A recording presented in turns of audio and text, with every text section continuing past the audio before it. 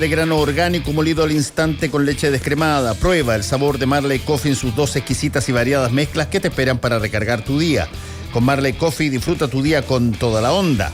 Ayuda a mantener limpio el Parque Metropolitano de Santiago, por eso si lo visitas, llévate tu basura o deposítala en los contenedores habilitados a lo largo de tu recorrido. Recuerda no botar mascarillas al suelo, guárdala o deséchala donde corresponda. Más información en parquemet.cl y en redes sociales @parquemetmimbu. Ya estamos con la segunda parte de nuestro panel parlamentario, con la senadora de la UDI, Jacqueline Van Rysselberghe. ¿Cómo estás, Jacqueline? Hola, ¿qué tal? Buenos días.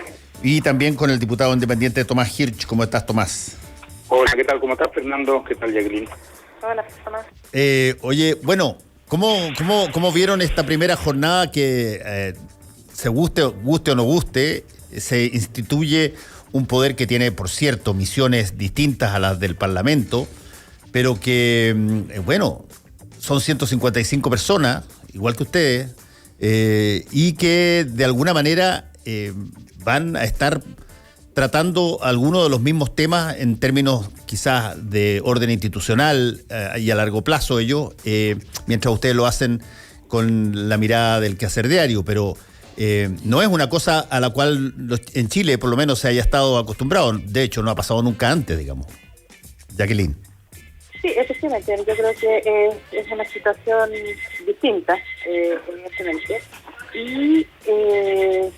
Pero yo quisiera decir, ojalá que lo de ayer haya sido un hecho aislado, lo que vimos en términos de los chantajes, de las faltas de respeto. Yo creo que si no hubiese sido por la señora Valladares, ella misma, Valladares, la verdad es que eso podría haber terminado de manera bien desastrosa, ¿sí? Porque acá hubo 155 personas que fueron electas para un hecho en particular, es decir, todos votamos para que puedan elaborar una nueva constitución y no para otra cosa. Entonces, me parece que la falta de respeto a la orquesta infantil, al himno nacional, el chantaje que de alguna manera se empezó a poner para poder iniciar la convención, creo que ojalá que no se repita y no sea un mal augurio. Sí. Tomás, ¿tú cómo lo viviste? Oye, qué primeras palabras más desconectadas de lo que pasó ayer. Yo creo que fue un momento histórico, hay que partir por ahí. Fue un momento único en nuestra historia. Creo que nunca nos imaginamos que íbamos a vivir algo así cuando hace tantos años luchamos por tener una nueva constitución que terminara con esta herencia de la dictadura. No nos imaginábamos que íbamos a tener una ceremonia tan impresionante, tan conmovedora, en que una líder, una referencia al pueblo mapuche, una doctora con varios títulos internacionales, iba a presidir la convención constitucional. La verdad es que creo que fue muy emocionante la cantidad de gente que ayer se emocionó, lloró, captó que estábamos en presencia de la construcción de un nuevo Chile, y esto es transversal, cruza el espectro político. Poner el acento en las situaciones de represión de la policía de Carabineros, que fue brutal y totalmente fuera de lugar. Incluso a mí, que me pareció pésimo, no pondría la mirada ahí, pondría la mirada en la capacidad que tuvo el país para generar esta convención, para tener hoy día 155 convencionales que van a redactar la nueva constitución, con la participación amplia de un pueblo que está expectante. Creo que la mesa que se eligió ayer refleja lo que se quiere, la participación de las diversidades de un país inclusivo, y al mismo tiempo una persona como Jaime Baza, gran constitucionalista, gran experto, que ha estado permanentemente, por lo demás, en las distintas comisiones que participamos en la Cámara de Diputados, asesorando, dando su mirada, invitado también por distintos sectores políticos. Sí. En cuanto al rol que va a tener la convención, sin duda que su tarea es la de proponer un texto para la nueva constitución, pero no nos engañemos, estamos en presencia de un momento de un hito fundacional, y eso evidentemente los lleva a tener una posición respecto al momento histórico que estamos viviendo, el momento social, y por eso me parece tan relevante que su primera decisión haya sido discutir hoy día la situación que enfrenta el país con presos políticos, lo cual hace muy complejo redactar una nueva constitución en esas condiciones de quienes fueron justamente los que impulsaron el proceso que nos llevó hasta acá. Mira, sí, dale, Jacqueline, tú quieres decir algo. ¿Sabes lo que pasa? Es que a mí me llama la atención la liviandad con que se dicen ciertas cosas. Cuando existen presos políticos es porque en un país no hay Estado de Derecho. Nadie puede decir que en nuestro país no existe Estado de Derecho. Acá hay un poder legislativo, un poder judicial y un poder ejecutivo, todos independientes. Nadie puede decir que los fiscales obedecen al gobierno de turno y mucho menos a este. Entonces, acá no existen presos políticos. Hubo gente que cometió delitos, que quemó propiedad privada, que tiró molotov, que hizo daño, que hubo gente que tiene que ser igual que cualquier chileno de Arica a Punta Arenas, que comete un delito que tiene que ser juzgada por los tribunales de justicia. No puede haber impunidad frente al daño y a la violencia que se ejerció. Acá no fue que salieron a protestar y a decir queremos un Chile nuevo. Salieron a quemaron las estaciones del metro, quemaron los pequeños negocios, le destruyeron la vida a la gente. Y por lo tanto, esas personas hoy día están siendo juzgadas por los tribunales, de acuerdo a nuestra legislación vigente. Tomás es diputado, por lo tanto, si hay que cambiar una ley para que esto a lo mejor los plazos se acorten o no sé qué, se podrá hacer, pero no pueden tener un trato preferencial en relación al resto de los chilenos del país que cometen delitos. Ellos cometieron delitos y los tribunales tendrán que decir si son delincuentes o no. Tampoco un trato discriminatorio, persecutorio políticamente, Jacqueline. Es el gobierno. Pero mira, te lo explico porque tú lo sabes bien, pero para quienes no nos escuchan, es el gobierno el que ha pedido aplicar la Ley de Seguridad Interior del Estado. Es una facultad del gobierno y es esa facultad la que los tiene en una prisión preventiva que no ha existido en nuestro país para nadie más. Mira, yo los he estado visitando, probablemente tú no, en Santiago 1, donde hay más de 5.000 personas en prisión preventiva por delitos comunes. Todos ellos están días, semanas o algunos meses. Sin embargo, estos jóvenes llevan más de un año. Jacqueline, tú lo sabes perfectamente, eso es el resultado de la acción del gobierno y desde ese punto de vista, evidentemente que hay una acción política, no es una acción judicial la que los tiene en esa prisión preventiva. Son personas que cometieron delitos graves. Varios de ellos terminan saliendo absueltos y nadie los compensa en absoluto. Mira, lo importante para mí hoy día es que la Convención Constitucional, como primera decisión autónoma, va a discutir este tema y me parece que tiene una altura realmente que nos pone en una nueva situación. Hay un punto que planteó Jacqueline y en el cual yo estoy de acuerdo, que es el punto de que todas las personas que son detenidas o imputadas de cometer algún delito tienen que tener un juicio. Si el problema es cuando pasa mucho tiempo y no tienen juicio, y se expande la prisión preventiva, porque puede de alguna manera reiterarse durante un cierto tiempo, pero tú no tienes juicio.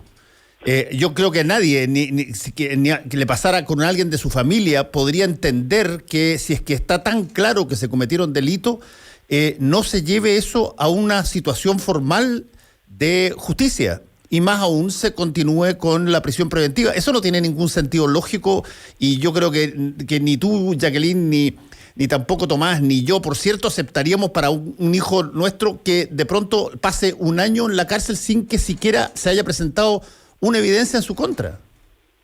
Mira, yo lo único que quiero decir es que acá en Chile no existe preso político. Eso no es verdad. No existen ni presos políticos mapuches, porque los que están presos en el sur cometieron delitos, mataron personas, robaron plata de las pensiones en una caja de compensación y yo desconozco si serán 5.000 o más o menos, pero también las personas que fueron detenidas por hechos violentos. A mí me quemaron mi oficina. Y tomaron detenida a unas personas que salieron rapidito de la cárcel. Salieron rapidito, ¿ya? Amenazaron, fueron a tratar de quemar la oficina de mi marido. Ni siquiera lo tomaron detenido. Por lo tanto, no me vengan a decir a mí que las personas que toman detenidas solo por el hecho de haber sido tomadas detenidas en la revuelta del 18 quedan presas eternamente. Eso no es así. Y yo te puedo dar fe de que las personas que fueron detenidas como inculpados de haber quemado mi oficina y que afuera gritaban, te vamos a matar, quedaron libres, al mes estaban libres. Entonces, yo no soy abogado. ¿Y libres por qué? Quedaron libres porque les levantaron la prisión preventiva. Está bien, pero quedaron libres ¿por qué? Si no se les hizo juicio, ¿por qué? Porque el Estado, el sistema no les hizo juicio. Si ahí tú tienes todo el poder de la justicia, se supone. Es bien curioso lo que dice Jacqueline, de que hay que respetar a la justicia y no le gusta que hayan quedado libres los que, según la justicia, quedaron libres. Sin embargo, no se refirió Jacqueline al caso. No se refirió Jacqueline al caso de jóvenes que yo he visitado y que llevan más de un año sin juicio. Sin juicio, hágale juicio, pero en muchos casos después además salen libres porque absueltos. Entonces es una situación muy... Tomás, te voy a dar la palabra al tiro en un segundo. Termina la idea, Jacqueline. Entonces, no, yo no estoy haciendo un juicio de valor. Lo que te estoy diciendo es que tenemos un sistema judicial que funciona, ¿ya? Que podrá funcionar más o menos bien, más o menos mal, pero funciona. En el caso que yo te lo digo, que lo conozco, estuvieron con prisión preventiva y al poco andar quedaron con otras medidas cautelares. Y créeme que no fui yo la que ni abogó por eso, fue el sistema en general. Sí. Y posteriormente, tengo entendido que el juicio a seguir, yo me imagino que van a terminar sobreseguidos porque es re difícil probar que era el mismo tipo que estaba con la capucha y no sé qué, porque tienen que probar las cosas casi de manera... desconozco si lo habrán probado o no, porque no seguí, pero no es tan difícil. Pero lo que sí sé es que es decir, en este caso, que yo estoy segura que era, porque yo estaba ahí, sé quiénes eran, se quedaron con otras medidas preventivas. Después de haber estuvieron con un mes en prisión preventiva y después quedaron con otras medidas cautelares. Entonces, no es verdad que sean blancas palomas, y no es cierto que sean prisioneros políticos, eso sí que no. Bueno, a ver, el tema, el concepto, si tú quieres, de prisionero político, se puede incluso estirar un poco. Eso ha pasado otras veces. De hecho, ha pasado que en todo orden de cosas, en distintos países, uno se puede autoponer el rótulo de prisionero político para buscar algún tipo de trato más conveniente, quizás. Pero para los efectos prácticos, es bien extraño, a mí me parece, bien extraño que algo que se dice que funciona y que además tiene todas las capacidades para hacerlo, estire una y otra vez las prisiones preventivas manteniéndote personas a los cuales no tienen juicio. Y cuando tienen juicio, Jacqueline, la gran mayoría sale porque no hay evidencia suficiente. Entonces, uno necesariamente, te lo voy a plantear con un ejemplo histórico. Cuando yo caí preso la primera vez y terminé en Capuchino el año 86, había una persona que había hecho una estafa súper creativa, genial. Bueno, y a esta persona le reponían la prisión preventiva, se la dejaban una vez y después le aumentaban otro mes y después otros 2 meses, y el juicio no llegaba, hasta que una vez nos dice uno de los fiscales que va a conversar con él, le dice a esta persona: mira, no tenemos ni una posibilidad de probar este asunto, porque además era un juicio cibernético cuando no existía la legislación de delitos cibernéticos. Y por lo tanto, como sabemos que lo hiciste, pero no lo podemos probar, la única forma de castigarte es manteniendo la prisión preventiva hasta que dure el término legal de poder hacerlo. Y eso es una cosa que uno no lo aceptaría para nadie de la familia, para nadie de su entorno, para nadie. Uno diciendo, pero por favor, si la cosa funciona sobre la base de que puedan probar delito, no sobre la base de utilizar la prisión preventiva como un sucedáneo de castigo porque sabes que no vas a probar el delito. Desde ese punto de vista, Fernando, si me permiten un minuto, desde ese punto de vista son presos políticos porque aquí hay una acción de persecución, de castigo, previa a un juicio, una postergación indefinida del juicio, una prisión preventiva provocada porque el gobierno le aplica la ley de seguridad interior del Estado. Esa no es una facultad del Poder Judicial, tampoco el legislativo, es directamente del gobierno, del Ministerio de Interior. Son ellos los que al aplicar la ley de seguridad interior del Estado saben que la persona va a quedar sometida a eventuales penas más altas y por lo tanto una prisión preventiva mayor, a una digamos, una cautelar mayor. Esa es la acción que ha desarrollado el gobierno, que es una acción vengativa cuando sobre todo ves que después la gran mayoría sale absuelto porque no hay prueba, porque hay pruebas falsas, porque se siembran, ¿no es cierto?, pruebas por parte de Carabineros, que está como institución, sabemos, profundamente cuestionada por todas las acciones irregulares que ha hecho, aparte de los robos, pero ese ya es otro tema. Entonces, me parece, volviendo al tema inicial, muy relevante que una convención constitucional que va a redactar una nueva constitución tome en cuenta el momento histórico y social que vive el país para poder redactar esa nueva constitución o para poder comenzar su trabajo. Y eso lo encuentro muy valioso y yo creo que va a haber un gran acuerdo en la convención, en las reuniones que tengan en los próximos días, para tratar este tema y pedir respetuosamente al gobierno que avance con la ley de indulto, al Senado particularmente, que se ha presentado por parte del diputado Juan Carlos Latorre. Sí. Juan Ignacio Latorre. Sí, Jacqueline, además de todo lo que estamos conversando, que son una serie de materias que probablemente van a seguir estando en tabla, ¿cómo ves tú de alguna forma, si es que va a haber algún tipo de interlocución entre, por ejemplo, el Parlamento y la Convención Constitucional? Me refiero, ustedes están tratando cosas contingentes todo el tiempo, muchas de ellas que son materia o eventualmente de materia de revisión en términos constitucionales. ¿Cómo funciona eso? ¿Tienen ustedes algún tipo de contacto ahí?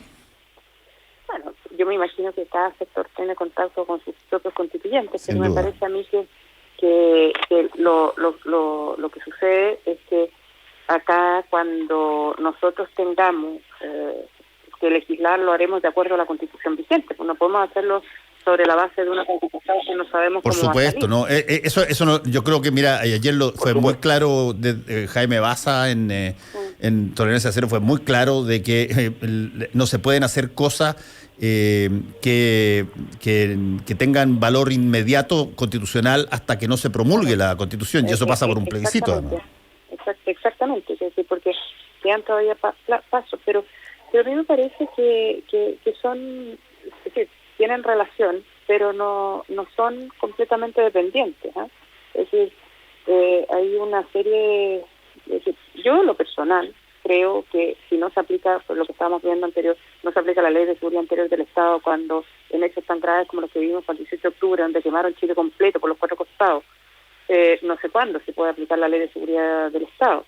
Entonces, me parece que esa es una responsabilidad del gobierno y no, como dice Tomás, una especie de persecución. Es decir, es una herramienta que tiene que existe para justamente proteger a los ciudadanos que vieron afectados, que no pudieron trabajar por meses, que les quemaron sus negocios. Entonces, sí comparto con lo que tú planteabas de que esto no puede ser eterno, pero eso no significa pero eso ya es un problema de los tribunales, que son independientes del Poder Judicial, del Poder Ejecutivo. Entonces, creo que acá tratar de instalar que en nuestro país existen presos políticos, o como lo que la gente entiende los presos políticos, no es una cosa que sea real. Y segundo, a mí me parece que las democracias se basan en la independencia de los poderes, y que nosotros tenemos un poder judicial que es independiente del poder político, del poder ejecutivo. Sí. Y por lo tanto, me parece que tratar de generar presiones para que se generen indultos masivos por hechos que los tribunales están estudiando, creo que no corresponde. Vamos a estar conversando harto sobre todo esto que está instalándose, entre otras cosas, porque como es novedoso, va probablemente a generar desafíos también inéditos. Pero lo que conocemos de sobra, ¿para qué estamos con cosas?, son las formas de relacionarnos con la política de la manera tradicional, que es a través de elecciones. Están desplegadas las campañas presidenciales, tanto en televisión como en la calle. Y desde ese punto de vista, ¿cómo has visto tú la competencia en tu sector, Tomás, básicamente entre Boric y Jadwe? ¿Cómo has visto esa situación? Y sobre todo, ¿qué pasa con el mundo de la centro-izquierda clásica, que uno supondría que tiene mucho más conocimiento y experiencia y de pronto parecen niños de pecho, digamos. Mira, en primer lugar, muy brevemente sobre tu pregunta anterior, claramente son poderes independientes. El poder constituyente que se ha formado, se ha concretado ayer, es diferente de lo que es el Parlamento. El Parlamento, el Congreso, en sus ambas cámaras tiene que seguir su trabajo, pero creo que hay que hacerlo con una capacidad de diálogo, de interacción, sin entrometerse uno en los temas del otro, pero entendiendo que se está redactando una nueva Constitución y por lo tanto me parece que sería un despropósito hacer reformas estructurales hoy día a la Constitución del 80 sin saber qué es lo que va a generar la Convención. Por otra parte, viene un tema que es muy relevante, que es el del reglamento, sin duda en esta primera etapa, y la Convención va a estar concentrada en eso. Y nosotros tenemos muchos temas que están ya en comisión y con los que tenemos que seguir trabajando. Sobre el tema que me preguntas de las elecciones, lo que me parece más evidente es que la primaria que está generando más interés, se está haciendo más observada por toda la opinión pública y que creo que va a tener también mucho más participación, es la primaria nuestra de Aprodignidad, en la cual están Gabriel Boric y Daniel Jadwe. Hoy día es muy difícil prever quién va a ganar. Partió Daniel, ¿no es cierto?, muy arriba. La candidatura de Gabriel Boric partió después, una vez que consiguió la firma, pero creo que hoy día están bastante más peleadas, para ponerlo en términos coloquiales, y eso abre el escenario. Creo que lo importante acá es tener una gran participación, lograr que efectivamente quienes se han visto involucrados en todo este proceso de los últimos 2 años vayan a votar ese día. Claramente el mundo de la exconcertación, ex nueva mayoría, es el gran ausente, y creo que es una alegoría del momento por el que ellos pasan, una fragmentación, una desaparición de la vida política, es cosa de ver la democracia cristiana en la convención con un solo convencional, ¿no es cierto?, que, bueno, es expresión del momento que están viviendo, una candidatura que no se expresa, que es la de Yasna Proboste, que todos la están viendo ya instalada, pero que no se asume, una primaria que no se concretó.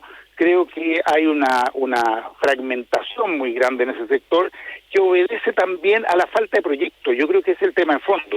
A mí lo que me ha gustado en nuestro sector es que hay propuestas diversas. Daniel y Gabriel van a ser capaces de ponerse de acuerdo en un programa de gobierno, pero hay diversidad de miradas, de propuestas, de enfoques a cómo construir un Chile más justo, un Chile más democrático.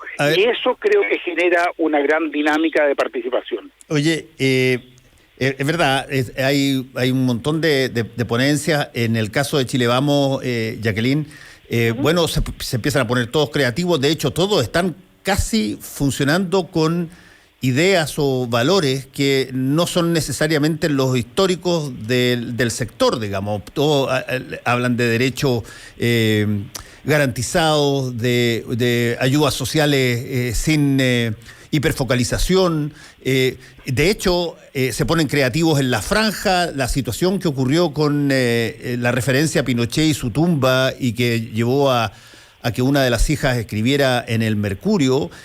Bueno, ¿de qué manera todo eso eventualmente a la hora de que salga uno y tenga y quiera pedir los votos a los otros 3 puede ser de alguna manera comprometido? Bueno, la verdad es que en cualquier primaria, al generarse cuando hay competencia real, se generan ciertos roces. Sin duda. Pero yo creo que al final hay cierta claridad que el adversario político está al frente, no al lado. Entonces, la experiencia nos ha enseñado que eso, a pesar de los problemas que pueden generarse inicialmente o al término de la primaria, se solucionan rápidamente. Y yo creo sí que en esto, hoy día, quien está en nuestro sector mejor posicionado es justamente Joaquín Lavín. Y yo creo que, y él lo repetí insistentemente, yo creo que el país está cansado de la violencia, está cansado quiere tener oportunidades de poder salir adelante, quiere poder tener oportunidades de ponerse de pie, quiere poder tener oportunidades de estar adelante de su familia, está cansado de que esas puertas se le cierren, pero quiere hacer todo eso en paz, y eso es una evolución, no es una refundación como le gusta a la izquierda, nosotros no creemos en las refundaciones, nosotros creemos en las evoluciones. Y el país ha cambiado, ha evolucionado. Nosotros ya ha evolucionado súper rápido. Y por lo mismo, yo creo que se generaron los problemas que tuvimos, porque el sistema, no solo el sistema político, yo diría que en general la sociedad evolucionó mucho menos rápido que las expectativas de las personas, porque tuvieron un desarrollo en sus vidas más rápido de lo que eventualmente la estructura o la social lo asimiló.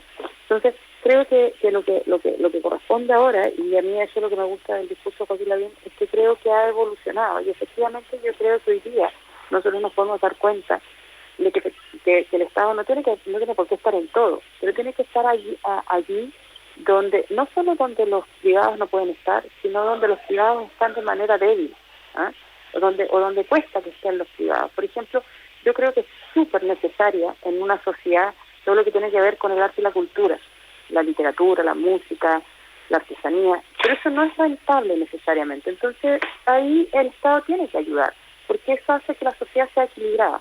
Bueno, y así en un montón de otras áreas. Entonces, eso creo que es una refundación, como le gusta decir el César, no, es una evolución.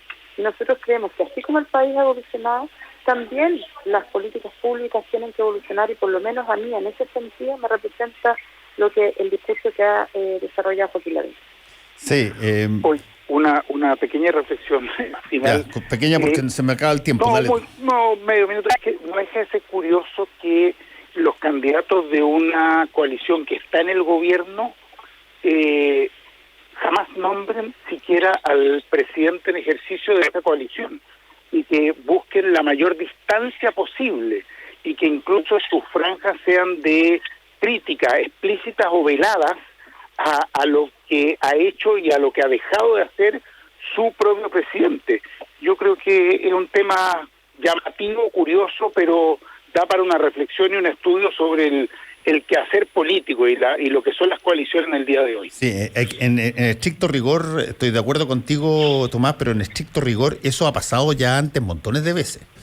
A este nivel yo... No, probablemente a este nivel estoy de acuerdo, porque además aquí hay un afiatamiento histórico muy fuerte entre los distintos partidos que conforman la coalición de gobierno, y el presidente además tiene una personalidad bastante particular, y por lo tanto uno de hecho esperaría una situación. Pero mira, en general los gobiernos que tienen baja aprobación a la hora de tener que enfrentar una elección, bueno, son pocos los que se toman fotos con los mandatarios, digamos. No, es que aquí no hay ninguno. Claro, aquí yo reconozco, pero a mí me parece más importante incluso que la persona del presidente, es que las ideas que el presidente trajo, hace 3 años y medio atrás, ninguna de esas ideas son las que se están discutiendo hoy día. Son distintas. Son ideas como, para ponerlo en el lenguaje de Joaquín Lavín, socialdemócrata. Y eso sí que es un cambio copernicano impresionante. Exactamente, estoy de acuerdo. Oye, sí, hay como una distancia, se está al otro lado en el fondo, a 180 grados. Bueno. Yo no estoy de acuerdo, pero lo dejamos para el otro programa. Ya, Jacqueline, que te vaya muy bien, cuídate. Y tú también, Tomás, chao. Gracias, adiós. Porque la información, opinión y debate son una combinación clave. Escuchas a Fernando Pausen por la 92.9 en Santiago. La clave me escucha.